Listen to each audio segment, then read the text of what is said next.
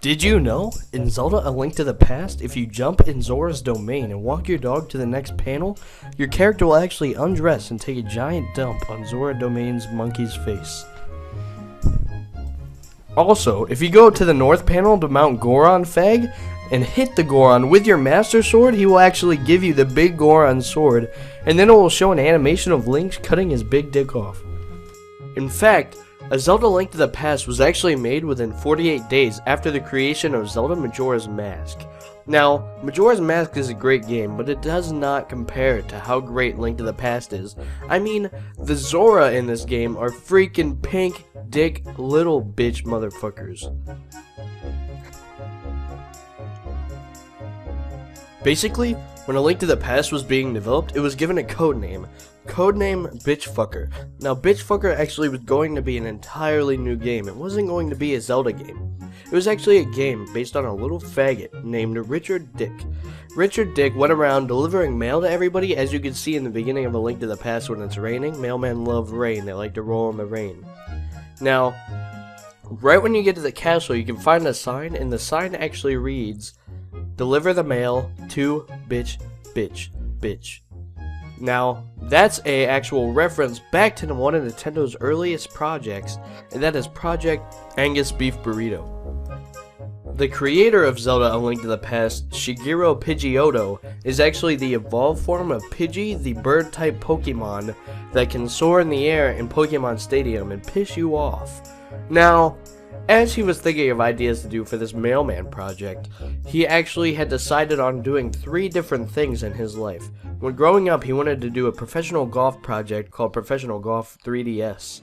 And this later turned into the development of the 3DS console, which allows you to play golf at a very viewpoint standard. And for second, he wanted to grow up to do film. Now, he actually worked head in head with Nintendo's main director, Hideo Kojima, to create a game that we all know and we all love called Super Mario Bros. Now, Hideo Kojima actually joined Nintendo after creating Nintendo, so he went back in time from the future to the past, and that's where he got the idea to tell Shigeru Pidgeotto to make A Link to the Past, because becoming a director was the link to his past. The game Crayon Physics actually comes from the Japanese translation of Zelda A Link to the Past Part 2. In the game Crayon Physics, you can actually see many references to how this was going to be A Link to the Past 2. Now, if you see the new trailer for the new A Link to the Past game, you can see that he turns into a crayon bitch, and he gets against the wall, and he can move across the wall. And now, whenever you're playing Crayon Physics, you draw lines and allow your ball thingy to get across there. Ball rhymes with wall, so therefore, that's my proof.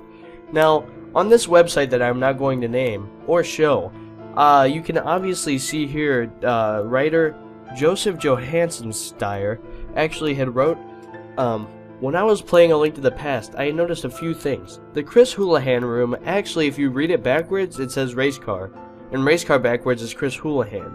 So actually, whenever you go in there, that's not the end of the Easter egg. You find the Chris Houlihan room, you grab all but one of the rupees, and it has to be the rupee in the bottom right corner.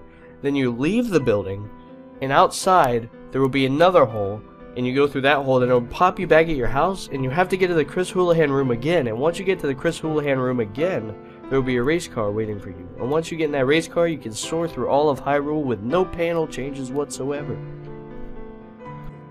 I hope you liked this video, and if you didn't, goodbye. Just kidding, go ahead and hit that subscribe button, and go to our website where we post nothing ever. Goodbye.